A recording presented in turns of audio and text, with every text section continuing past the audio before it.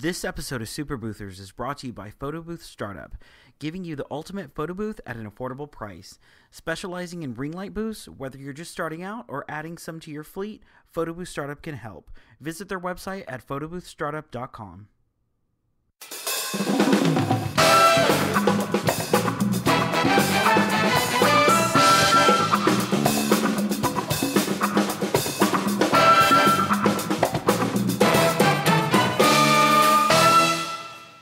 Hello and welcome to Super Boothers. My name is Ryan.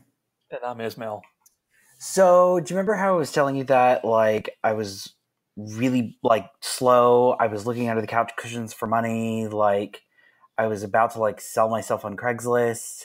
That doesn't ring a bell exactly, but I do remember a slow period. So, I'm rich again. Nice. I have no... Oh my god, it sounds like I have a smoker's cough. What have you been doing the last few days? So I actually judged the Miss United States pageant in Orlando, Florida, which was amazing. And everyone thinks that pageants are really stupid and just pretty girls. And I'd say you're about 50% right, but the other 50% is really dedicated to community service and to giving back and, to making sure that your community is, successful. It's beauty with a purpose. A lot like Super Boothers. I'm sure it was a cool experience to be part of. For sure. And then we went to Disney just because we were there. You do that just to get me jealous and rub it in because you know how much I love Disney. So this is another thing. I am North America's foremost authority on all things Disney World and Disneyland. If there is a hack, if there is a way for me to maneuver around the system. So I will say this, if you have kids and if you're going to Disney World at any point in time and you want to ride Seven Dwarfs Mine Train, however, if anyone's been to Disney World as of the last year, you know that that's near impossible without a 2-hour wait. We booked the Beauty and the Beast restaurant for breakfast. We were able to go to the Beauty and the Beast restaurant before the park opened. We were able to ride Seven Dwarfs Mine Train. It sound like I sound like Tweety Bird. The Seven Dwarfs Mine Twain. Seven Dwarfs Mine Train before the park opened. So that was just incredibly amazing because there's nothing better than walking on the most popular ride in Disney World, just walking right on like you own the joint. I haven't even heard of that ride. It's totally amazing. It will change your life.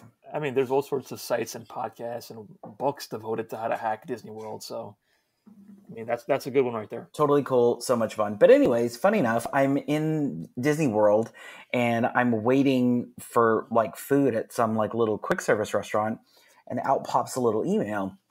This is kind of what we're talking about today, but not really. Just know that I'm not poor anymore.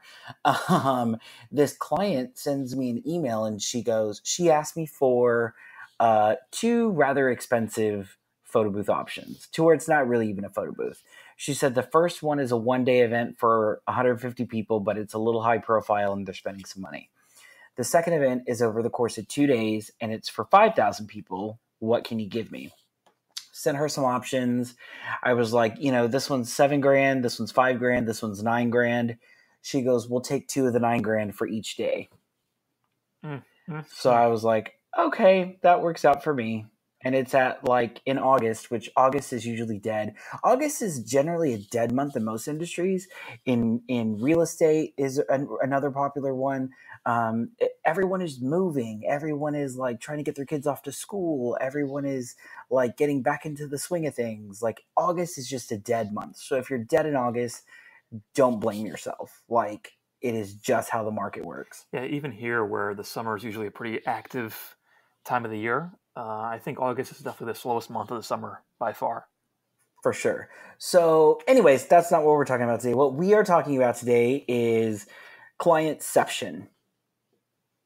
Clientception. It's like Inception, but your client. You don't know who your client is. It's 7 steps to Kevin Bacon.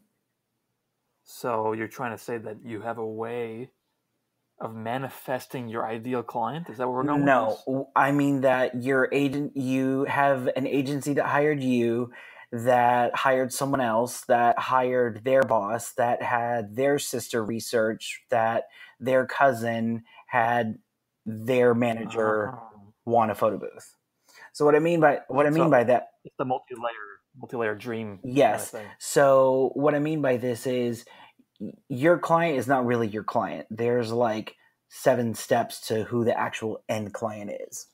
And for those of you who don't know Inception, just to connect the dots here, it's a movie about going into people's dreams, and they have dreams in their dreams. So it's like multi layers of dreams. Like you're dreaming in a dream in a dream in a dream in a dream. Yeah. Kind of like the Britney Spears Dream in a Dream tour. We'll get to that in a moment. However, the point is, I did an event maybe like 2 weeks ago now, I think, and a lot of stuff got lost in translation, which does not fly well with me. I am the type of person to where if you let me talk to the end client, I won't talk about money. I just need to make sure that they tell me what they want out of their mouth. That way I can accomplish that. And that way there's nothing left to chance. So what happened in this previous one was they wanted a specific text that was supposed to be on the front overlay. That was never discussed with me at any point in time. Well, when there's so many layers, right, there's increased chances for things to fall through the cracks because there's more cracks. So, For sure. So this one was a little difficult, and the agency, uh, that's another thing that will happen. So if you have hotel people, it's not uncommon for, let's say there's a bride getting married, to where a sales manager signs her contract with one sales manager, that person leaves, it gets pushed on to the next one, that person quits, and it gets pushed on to the next person that takes their place. It's not uncommon for a wedding that books a year out to go through 3 sales managers. I think though the ironic thing here is that for new clients, it's probably hard for them to trust you with speaking to the end client, like you said, right? So, I imagine with people that you've worked with before, maybe they'd be willing to trust you. Yeah, but for new people, they don't want to let that control go. They want to own the client, and even if you So say that easy you're to not going do. to talk to them about Sure. money, about whatever, it's very hard for them to give you that control and that power. That's what happened with this client. I had never worked with this client before. Funny enough, she's out of Dallas, but we weren't working in Dallas, which I kind of thought was funny. And we live not even 5 minutes from one another. Um, she didn't let me know who, so she was technically an agency. And there were 2 more levels of clients that she had. So the person that was actually putting on the event, or the person that paid for it rather, had disclosed that they wanted some specific text on the photo booth. And I mean, this was a green screen, this was an overlay, this was digital props. I mean, there was a lot of things happening with this one. Luckily, I'm quick on Photoshop, so I was able to make stuff happen pretty quickly. But what sucks is she tells me this. I had a conversation with my client who had a conversation with the agency client. Hold on. Yeah, I think that's right. So in this meeting that we're having, like literally on the floor, she was like, well, we discussed this. And we're like, well, in this last email, this happened. So everyone's kind of pointing the finger at one another. I don't care about pointing the finger. Let me know what needs to happen. This You is know? like typical corporate world, Oh, for sure. I don't checking the email chain and did you CC the right person? Oh, like it's so annoying. For sure. I don't care about that. Just let me know what needs to happen. I will make it happen. We walked away with the overlay needs to change to reveal text. So luckily I was able just to take whatever we had designed because it was a animated GIF to where the individual frames had a different, it was like confetti, but there was like a different, help me out here. There's like different artwork for different frames. So we essentially did 32 frames per overlay is what's happening here. So, I mean, literally, that could take easily, 30, 45 minutes of work. So I had to figure out a quick workaround for all this, upload everything up. I see her literally, 200 feet away from me, walking towards me, making a beeline. And out of the corner of her eye, I see that she saw the end client and is speeding towards me. So here I am trying to like edit stuff really quickly, upload it, refresh everything. By the time she got to me, it was working. Wow. And this is the thing is I work quick. I don't know too many people that work as fast as I do. I can only imagine So if someone couldn't accommodate that, like what kind of bullets you would be sweating. So I guess there's a couple different layers or ways to tackle this. Are we talking about avoiding this issue of the clientception, or are you talking about how to best deal with it once you're in the There's no way situation? to avoid it. I mean, you're the person that's hiring you is the person that's hiring you. I did a rather large beauty chain, and they were doing trade shows, and again, you have the end client, you have the regional person, you have the person that they hired, you have the agency that that person hired, you have the on-site manager that that person hired to do the event for them. I mean, this is just, it's very common. This happened to me. Oh, I guess I can tell this now. Ooh, this is a good one. Pull up a chair, pull over the car. If you're on the treadmill, just walk off for just a second, get some water, walk around. I have a story. Storytime music. Yeah. Picture it. San Antonio Spurs 2014. This was the year that they won. So it's at the finals. This is game 7. This is end all be all. It's against the Miami Heat, Unfortunately. This was kind of a bit. We're not going to have a LeBron conversation, are we? I'm just following your lead here. LeBron's going to the Lakers. Tony Parker is going to the Charlotte Hornets. This is just like what is the up biggest. With Tony this Parker? is the biggest devastation. There's going to be more though. Kawhi Leonard's going to be gone too. So I'm sorry to break it to you. This is so depressing. People didn't come here for flipping basketball talk. Anyways, so the way how this works is, my client was an agency, and that agency hired brand ambassadors, which at this point in the game, the way how it works with the NBA finals is, or any sports finals rather, where there's multiple games, you don't know if they're going to make it to all 7 games. So you can't really schedule accordingly. You can tell people to block off the time. Hey, if they lose in game 6, then we're playing again and game 7's on. So it's really hard to kind of schedule this stuff out. So it got to the point where whenever the Spurs were getting into the playoffs a little more often, or a little bit further up, I kind of had to block out pretty much all of June. Anyways, fast forward. It is game 7. My client hired brand ambassadors that will come set up the flooring. They'll set up the background. Generally, we had the big photo booth, and the Spurs would give us their silver dancers, and some of the dancers would come out, take pictures with fans. They would sign autographs. They'd sign the photos that we print out, like the whole nine. It was amazing. Well, the way how it worked was they had like a lead brand ambassador. That is the person that like will receive all of like the equipment or anything that's getting set up. So this was for AT&T.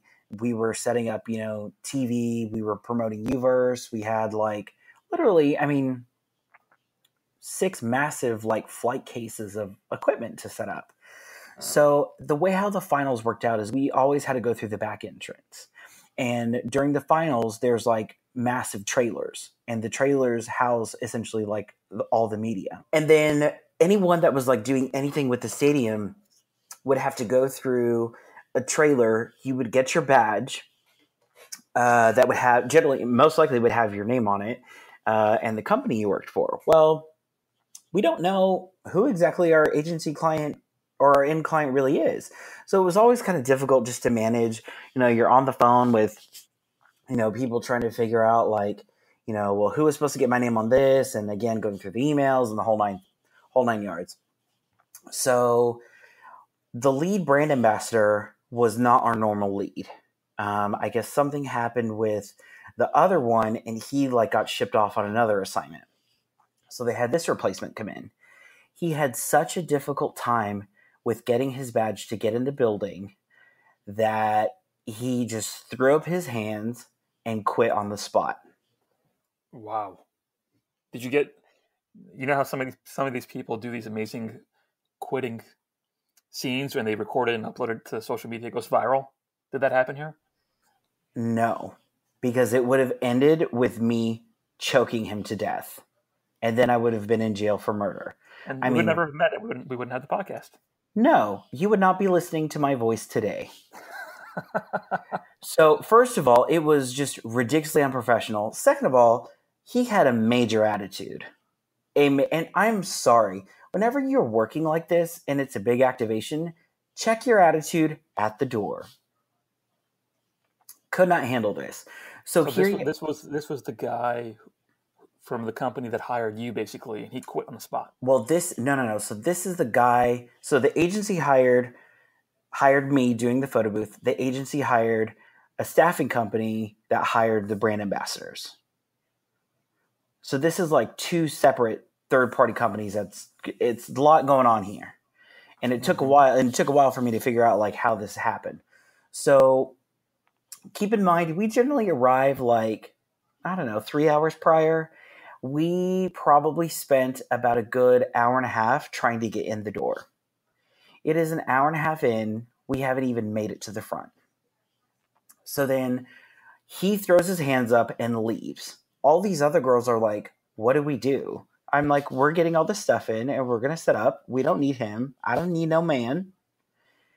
And then so we walk in towards the back where we literally have been going the entire playoff, conference finals, everything. We are walking through the entrance that we have always walked into. There's a security guard. He says, you're not wearing the proper color, credentials or whatever. You can't go through here. You have to go all the way around. Literally, the door that we were walking in, our setup space was literally 10 feet from the door. Like we were backed up to the escalator. Don't you hate the annoying security guards like that? Like, oh, no. So this is where it works out to be Ryan P. Salinas. I said, this is the door we have to go through. These are our credentials. I'm sorry, I can't let you in here. I was like, I will call Lisa. Ooh, Lisa. Lisa was director of operations for the Spurs. I was like, I'm going to call Lisa. I don't know who Lisa is. I'm going to call her. I pick up the phone. I said, Lisa, we're having a problem getting in the building. We had an issue getting our credentials. Now they won't let us in the building, saying we don't have the proper credentials to go in through this specific door. She goes, who is there? I said, his name is Frank. Would you like to speak with him? No, I'm coming down there myself. Click. I'm waiting. And I'm like, you in trouble. Lisa's coming. Lisa comes through the door. She might as well have kicked it open like flipping Wonder Woman. She starts screaming at Frank, how come you're not letting these people in the door? This is for AT&T. We have AT&T shirts. Look at the logo on the flipping building. AT&T. I mean, she went off on him. We get in there, and I'm so excited to tell this story because I don't think I've ever really kind of like told the story out loud. I just feel bad for Frank. He's trying to do his job. He now works at TV Guide. So anyways, so we get in there. We have literally less than 60 minutes until doors open. My agency client is calling me saying, Ryan, what's happening? Ryan, what's going on? Keep in mind, she had been coming to every single game. She's out of Los Angeles.